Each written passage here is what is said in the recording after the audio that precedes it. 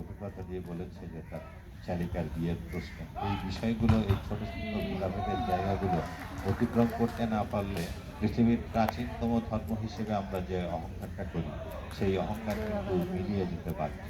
এবং যেটা মানিক বলেছেন এবং যেটা আমরা সকলেই জানি যে আমাদের শতাংশ প্রতিদিন শুধু কমে যায়, এবং কমে যাওয়ার কারণে আমরা অন্যদেরকে দোষী দায়ী করি বটে, কিন্তু তার চেয়ে বেশি দোষ হচ্ছে আমাদের নিজেদের ভেতরে। যে জাতি নিজের ভেতরেই নিজের সাথে কলহ করে ধ্বংসের পথে পা বাড়ায়, তাকে রক্ষা করার জন্য কেউই আসে না, এবং তাকে প্রতিপক্ষকে দোষারোপ করে এখান থেকে পরিত্রাণ পাওয়ারও কোনো উপায় নেই। সুতরাং নিজেদের এই বিষয়গুলো ভালো করে চর্চা করা উচিত। এখানে যারা আমরা গীতা সংঘের সদস্য হিসেবে অন্তর্ভুক্ত আছি, আমি অন্তত বিশ্বাস করি এইখানে আমাদের মধ্যে এই ছোটোখাটো বর্ণ বৈষম্য বা গোষ্ঠীভেদ জাতিভেদের এই বিষয়গুলো থাকবে না।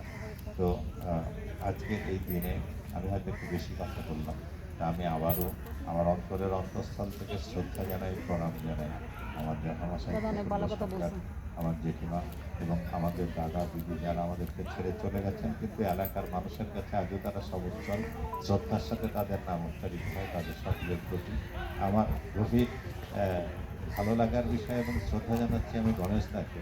গণেশ দা আমার অত্যন্ত প্রিয় এবং একজন অত্যন্ত আপন মানুষ।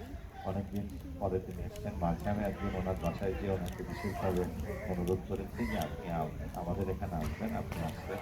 আমরা সকলেই অনুপ্রাণিত হই। এখনও যখন কথা হচ্ছিল পাশে বসে, তখনও আমি ওনাকে এই অনুরোধ করেছি যে আপনি এখন থেকে এখানে আসবেন, বললে আমি চেষ্টা করবো। গণেশ দা, ওনার পরিবার, ওনার